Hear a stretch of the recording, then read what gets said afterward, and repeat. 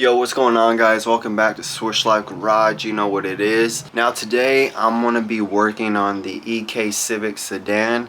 If you guys saw my previous video, I stated about some of the issues that it's been having, such as the brakes is metal on metal. So right now I'm not really driving it too much, just here and there if I really have to. But while I'm waiting for parts for the brakes, I want to go ahead and fix the master cylinder. As I stated, it's leaking inside of the cabin and it's leaking a little bit on the engine bay. Now I already have these parts readily available, so that's the reason why I'm gonna go ahead and do this and get rid of the issue with the leaking. So let me go ahead and show you the parts I'm going to be using, and then we're going to take a look at the Civic. Alright, now so here's the parts I'm going to be using. I bought everything from Finishing Lines. I'm going to put a link in the description down below on where you can purchase this as well. But we're going to start off with the master cylinder. This is an aftermarket master cylinder from Wilwood. And we have the Finishing Lines clutch fluid reservoir. This is the part that they make. And now in order to install an aftermarket master cylinder such as Wilwood, need an adapter plate, which Finishing Lines also make. So you won't be able to just, you know, take off your OEM master cylinder and put a Wilwood, since it won't line up. You could only put another OEM master cylinder such as the S2000. Now I am going to be deleting the hard line that is in the car or in the engine bay, and I bought this flex line, steel braided flex line from Finishing Lines. I just got the black hose with the gold fitting right there. So it's going to look pretty good and get rid of a little bit of the clutter up on that firewall, just to make a cleaner engine bay. So these are the parts I'm using. It shouldn't be too difficult at all. I think really honestly the hardest part is just going to be installing the master cylinder. But again, it's really not too difficult. I'll show you guys and walk you through it. Here's the Civic EK sedan, and the hydraulic system I'm going to be getting rid of. Here's the reservoir for that clutch, and then the hose goes down to the master cylinder, if you can see there. And we got a hard line traveling across on the firewall, turning into the rubber hose there. Here's the Civic. Now the parts that I'm going to have to get rid of for the clutch master cylinder is going to be the fluid reservoir here, and then it has a tube that goes down to the actual master cylinder. You can see a little bit of fluid there that's leaking out. But we also got a hard line I got to get rid of. It goes over the brake booster, and then we follow it here. It goes into the rubber hose, and then from that rubber hose, if we follow it on down, it goes into another hard line. So there's the rubber hose into the hard line, and that hard line travels over the transmission and right over here to the slave cylinder. There's the hard line and into the slave cylinder. Now as far as taking all the parts out, it shouldn't really be too much of an issue, just because it turns into the rubber hose. So it's not one big piece that I got to try to maneuver around the engine and stuff like that. So should be pretty easy taking it on out, and the most difficult part would probably be putting in the master cylinder. But let's go ahead and get started on taking the old parts out. So now we're inside of the car here, and here's the clutch pedal. I got to disconnect the clutch pedal from the master cylinder, and as well get the bolts for the master cylinder that are there. So let me try to zoom it in a little bit. First thing you got to do, there's like a fork that goes around the clutch pedal and has a pin in it, but it has a cotter pin as well. So you need to take off that cotter pin in order to get the pin out and disconnect that fork from the clutch pedal.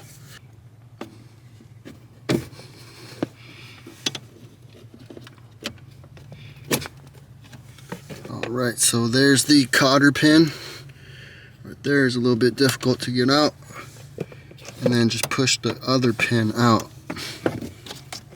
Come out on this other side.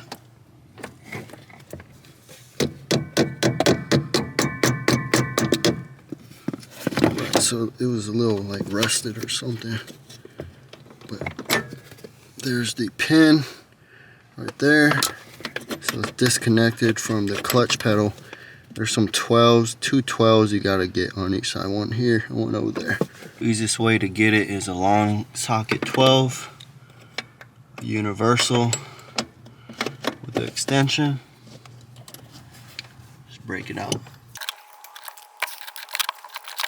And then the other one over here, same thing.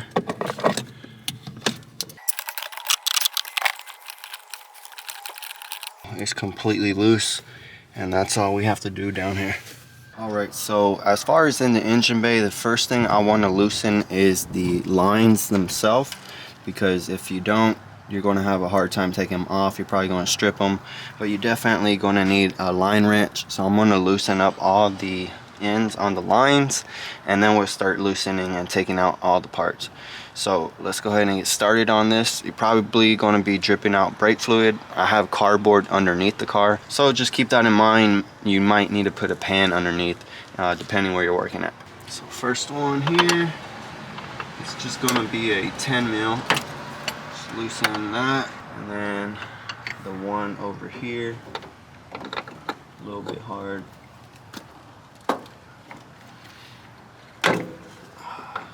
I'm gonna go loosen up these other ones here. One over here. It's nice and loose. And then just loosen the one at the slave cylinder. Alright. Cool, so those are loose. I'm gonna take this off. Take out as much fluid as I can so we don't just drip all of it out.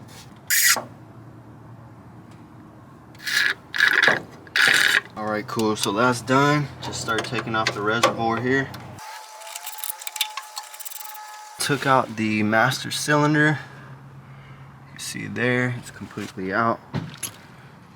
And then here it is right here. So it definitely was leaking pretty bad. The only part I'm gonna need to use from this is what's called they call this the clevis. I call it the fork. So I'm gonna need to go ahead and just reuse that part, but the rest, this is basically trash. Just gotta take out the rest of the line here. I already unclipped it from the firewall. You just gotta push it forward here, top of the brake booster, and then loosen that, or there goes the clip. And then you just loosen this here. It has a clip, but it just broke. Just loosen that on up, and then going to take off the rest of this line here.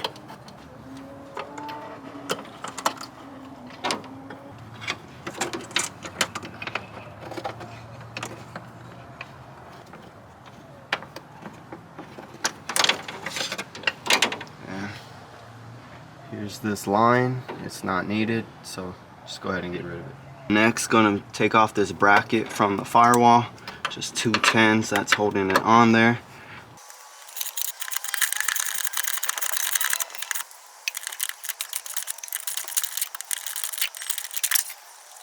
Now I'm going to take off the bracket that's on top of the transmission.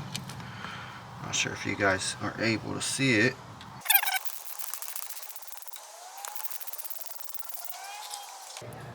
Now just loosening up that line and get it off of the rubber hose and get that separated.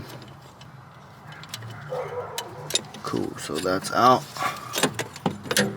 So now the only thing holding it is this line to the slave cylinder. So take it off from the slave cylinder, and then there's just a clip over here on the side, and it should come right out. Everything's nice and loose. Cool. So just fish it out. Now that everything is off, the first thing I need to do is install this adapter plate. So let's get this opened on up.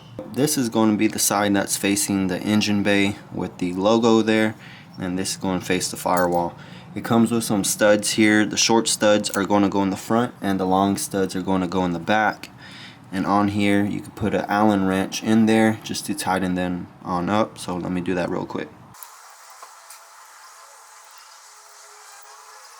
Boom, so there it is. The long studs there and the short studs, everything's all tightened down. Going to install this into the vehicle and just going to put the nuts and tighten them on the back end where it attaches to the clutch pedal. Alright, I already put the adapter plate in from the engine bay, so just going to install the nuts here on the back side. Now the nuts are loosely put on. The hardware provided, the nuts are going to be a 1/2 inch socket, so I'm going to have to switch it from a 12 to a 1/2 inch. So now the adapter plate is installed, the next thing I need to work on is what's called the clevis. Now you can reuse the stock clevis, or you could buy one from finishing lines for additional price. Here on the finishing line page it says Wilwood master cylinder uses a 5/16 by 24 pushrod thread. You could reuse stock clevis by tapping with a 5/16 by 24 tap. So I'm going to go ahead and just reuse the stock clevis. Here's the 5/16 by 24 tap, and so I'm just going to do that real quick.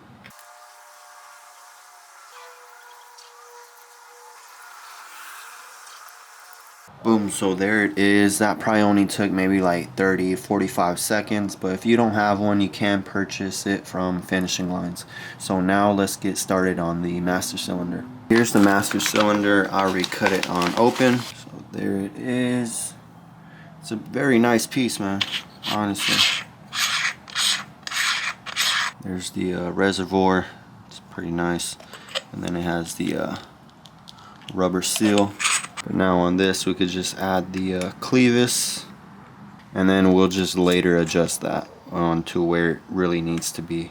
But we already have the adapter plate in with the studs. I could just be able to throw this on in, but the nut is going to be behind here, so probably have to take off this reservoir for installation, and then after we'll reinstall it.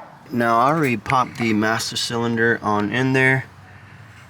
It's pretty easy, you know, you just slip it on in. And just for the sake of making this video a little bit shorter, I already adjusted the clevis on where it needs to be. And so now I'll be able to reinstall the pin. Just put a little bit of grease on it, because sometimes you can get a little bit of a squeak from the clutch pedal. Got a little bit of grease on there. Just need to slip this on in. There it goes. And then I do have a new cotter pin, which I'll just install on the other side here. Lastly, on in here, I just need to tighten down this locking nut on the back end. And then I have a 1/2 inch wrench.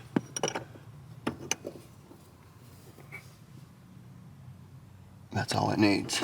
So there it is, master cylinder installed, at least on the inside. So let's just tighten it down on the engine bay.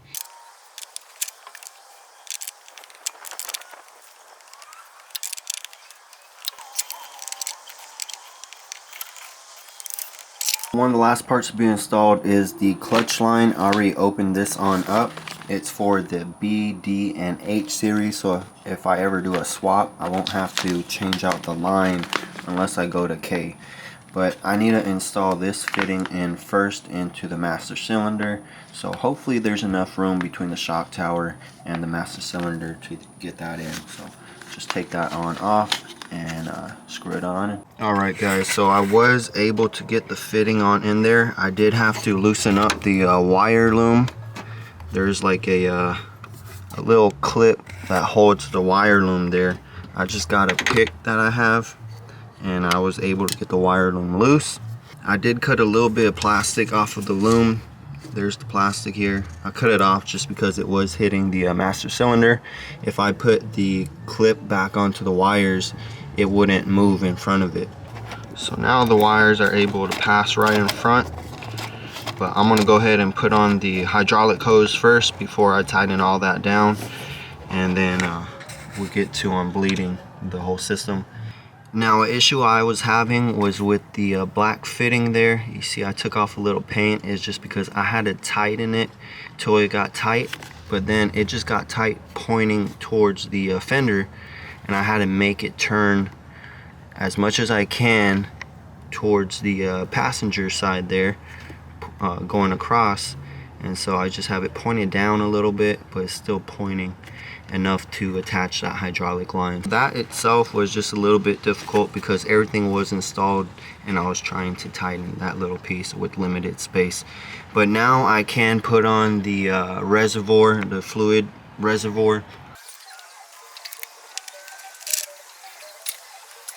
Reservoir is installed all nice in there.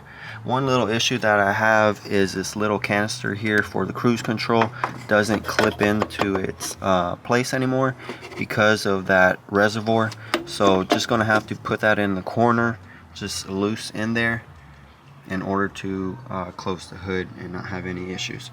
So now let me just bleed the system on up and should be good to go. The only way I know how to bleed clutch lines is with the vacuum pump. I tried other ways and it just really does not work. If you don't have the vacuum pump, you at least have like this, something like this. You can use your mouth as the vacuum pump. It's not really too difficult. You know, this just creates the suction, and if you didn't have this, you'll just use your mouth. I have done it before. If you're in a pinch, you can go ahead and do that. Fluid I use for now is Supertech .4. That's all I had on hand right now. Alright, so there we have it. There's the finishing lines, master cylinder, clutch reservoir installed. Of course, the adapter plate to put on the Wilwood master cylinder, and that stainless steel clutch line just all back there. Really helped clean up this engine bay a tad bit. But of course, most of all, it stopped that leak from the cabin with that clutch fluid. So now the clutch feels really good, man. Just take a feel on the clutch pedal. Feels very tight, nice. I really can't compare it to the other one because the other one was leaking. It was pretty loose. This one feels nice. It's not too hard. And I'm not sure if I mentioned, but the bore size on the master cylinder is 5/8. It's the same as the OEM Honda. Guys, so that is it for the finishing lines clutch master cylinder setup. I want to give a shout out to Josh from Finishing Lines. I had called up, just had a few questions before I placed my order. He had helped me out with that. But I mean, as you guys can see, the master cylinder install was pretty easy, honestly. Really, as long as you have the tools to do it, you shouldn't have really any issues with it. Clutch feels great. When I drive the car, it feels good. It's a nice, solid, firm feel to it. And so now I got rid of that problem. Now I need to go ahead and take care of the brakes so I could fully drive this car and not really have any issues with that. But hopefully you guys liked this video and it gave you a little bit of information. Maybe you might be looking at getting the same setup, which I would recommend. If you have the money to do it, go ahead and do it. It's a nice setup, and you know, it's like a one-man job. Before, it'll kind of be an issue. I would put towels in the engine bay to keep that master cylinder from falling out while I bolted up from the inside. But other than that, man, I mean, you can't really ask for much. It's the same bore size, so it's not like you're pushing any more fluid. Sometimes on these bigger master cylinders with a bigger bore, you know, it makes it tougher to push that clutch pedal. And I've heard on some of these cars that they start cracking on the firewall and starting to have to make some sort of reinforcement for it. So I was just really trying to avoid that. You know, as long as you're quick with the clutch, it's not like it's gonna make or break a race, really. Especially if you're daily driving. It's not full out race car, and this is all you really need, man. Again, as always, like, comment, subscribe. Let me know if you guys have any questions down below, and I'm gonna catch you on the next one, man.